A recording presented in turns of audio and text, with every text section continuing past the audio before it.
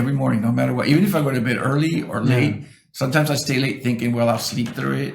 Or sometimes I go to bed early because but like 2:30, 3 in the morning, I've been waking up for like an hour, 2 hours every night. And then I go back to sleep. But last night I just did go back to sleep. But then for a minute I thought, oh, I could just sleep for a little, and I got an extra hour. And I realized, wait a minute, I don't. We just changed the hours. So if you're listening, you may be listening a little bit like an hour ahead. So, because we lost an hour last night. Yeah. I'm like that too. I wake up at the butt crack of dawn every day, and it's like for a while there, this was years ago, I was working in Seattle for a while and living down in Bonnie Lake, and having to make that commute every morning. I figured, okay, I'll make it easy on myself and beat rush hour. I'll just wake up a little earlier.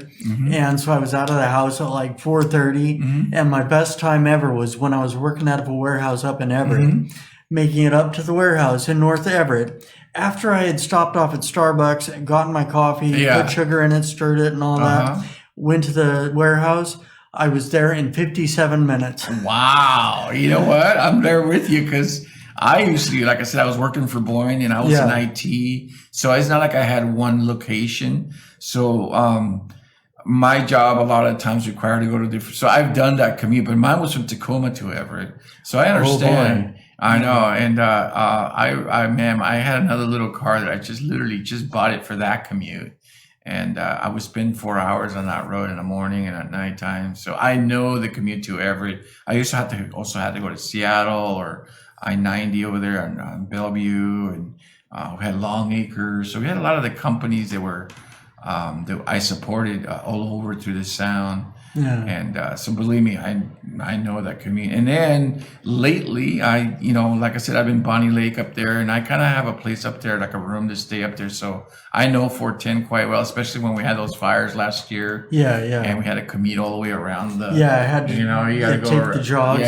So that's one of the things that. I don't like about Bonnie Lake is like there's one way in and one way out, or pretty much if you want. One way in. Okay.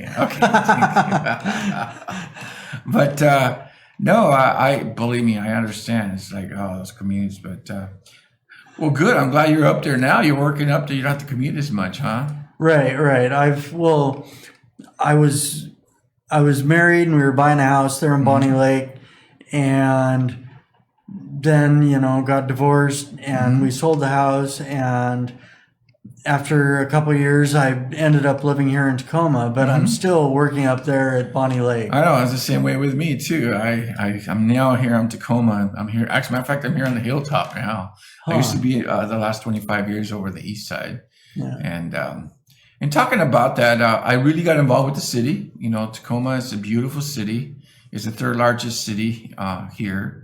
And the Puget Sound area, and basically Tacoma, to me, it reminds me of the old Seattle. I don't know if you grew up in the Seattle part or not, but Seattle used to be this way where you could walk around and meet people or feel like there's a difference. I haven't been to Seattle in 6 months to a year now, but Tacoma, it's a town that is big enough to feel like a big town, but small enough it feels like everybody. Since you're interviewing me, I'm gonna kind of say a little bit of things about myself. And one of the things that I also got into, I got involved a lot in politics in the city. One of the biggest things I feel I've done is I fought petrol fuels at the port. I got involved with that. And that's something that I've been working with a lot. Right now I'm working with an organization called 350 Tacoma, which I recently just had on my show. I didn't have them for the whole year. But 2015, I was in a neighborhood advisory board on the east side, and an advisory board. And it was announced that they were going to build a methanol plant. They would take like 10,000 gallons of water an hour, and they were talking about 2.5 megawatts of power, which is equal to the city of Tacoma, and it was built within the city limits, and it kind of became our and I say our because there's a lot of people here in Tacoma who are very environmental. They want to protect our environment here. We are very lucky as humans to be living in the Puget Sound, because sound is just the sound is just amazing. Our bay here, in Tacoma, is one of the most beautiful bays in the world, but we do have a port at Tacoma. We have the second largest here in Tacoma. We have, because there's the Seattle port and the Tacoma port, but I think it's like the biggest one in and there's only three major big ones in the West Coast. And so it was just as a matter of fact, I was attending one of my meetings as advisory board member, and somebody raised their hand and said, "Hey, have you heard about this company?" And I was like shocked at at first I thought it was even a joke. I thought because a company that has to eat those kind of resources and create methanol, build in Tacoma, it didn't make sense. And at the time, I had to do a lot of learning, like really learning really fast.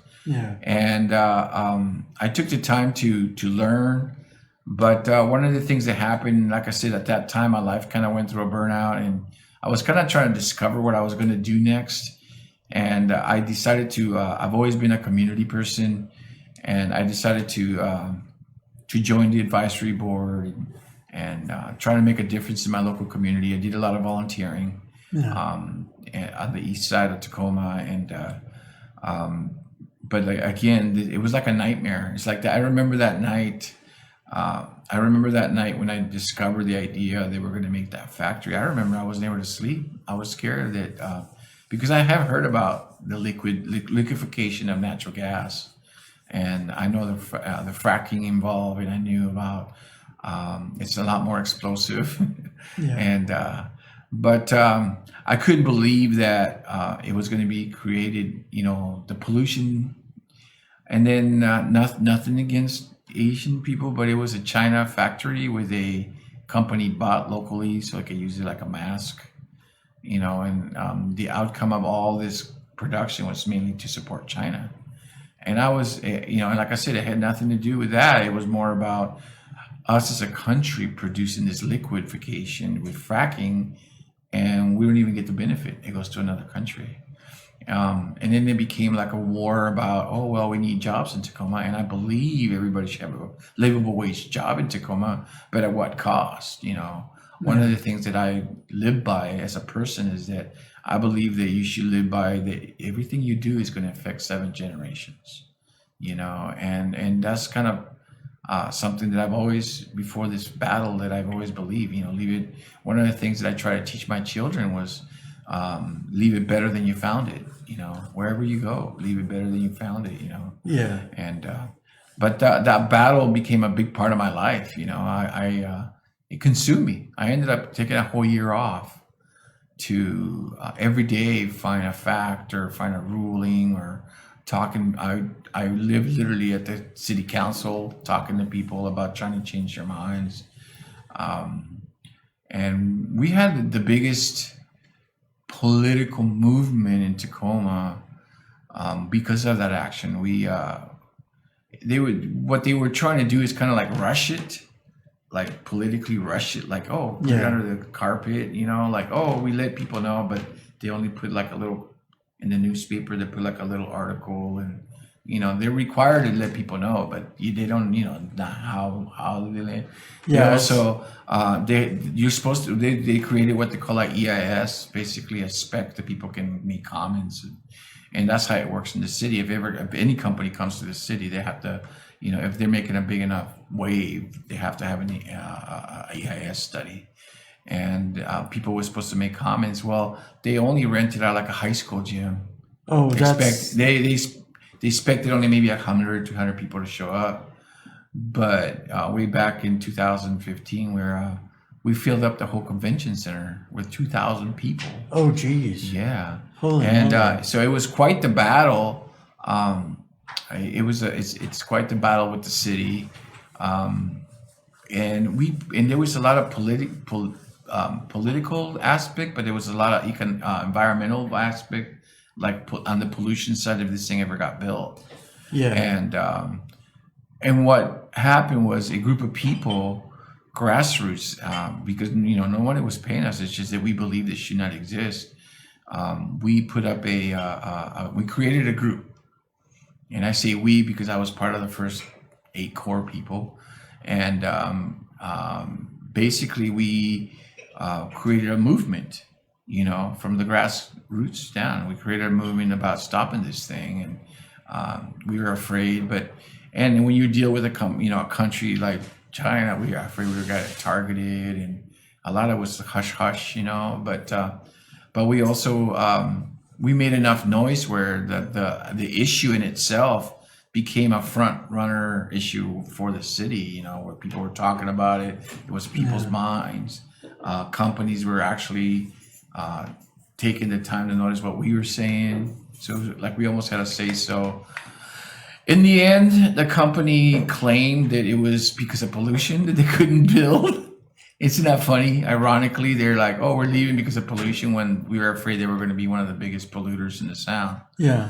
They kind of walked away because we proved there's a couple of people there who are major scientists. That we able to come to our part, and we have a lady who she's a national environmentalist and she put her name out. She won a MacArthur Award, which is one of the top.